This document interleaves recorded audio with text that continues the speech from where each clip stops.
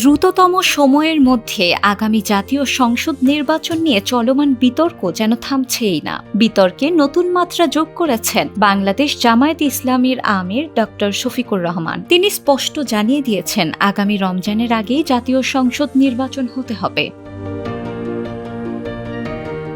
গত ৫ আগস্ট স্বৈর শাসনের পতনের পর শেখ হাসিনা দেশ ত্যাগে বাধ্য হন। এরপর ৩ দিনের মাথায় দেশে অন্তর্বর্তীকালীন সরকার গঠিত হয়। তখন থেকেই দেশের রাজনৈতিক দলগুলোর দ্রুততম সময়ের মধ্যে নির্বাচনের দাবি জানিয়ে আসছে।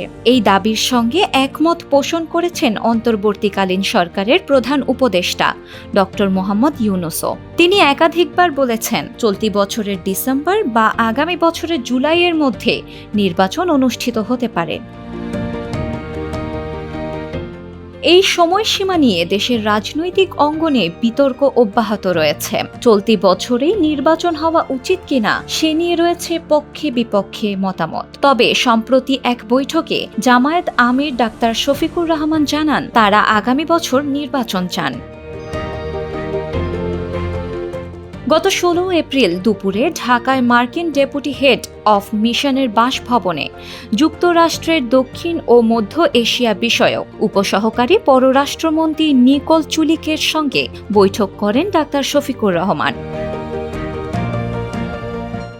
বৈঠক শেষে সাংবাদিকদের তিনি জানান, বাংলাদেশ জামায়াতে ইসলামী আগামী রমজানের আগেই নির্বাচন চায়।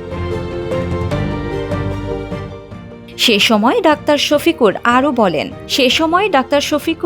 বলেন, আমরা বিচারিক প্রক্রিয়ার মাধ্যমে আওয়ামী লীগের বিচার দেখতে চাই। প্রধান উপদেষ্টা নির্বাচন নিয়ে যে সময়সীমা নির্ধারণ করেছে, জামায়াত তা পর্যবেক্ষণ করছে।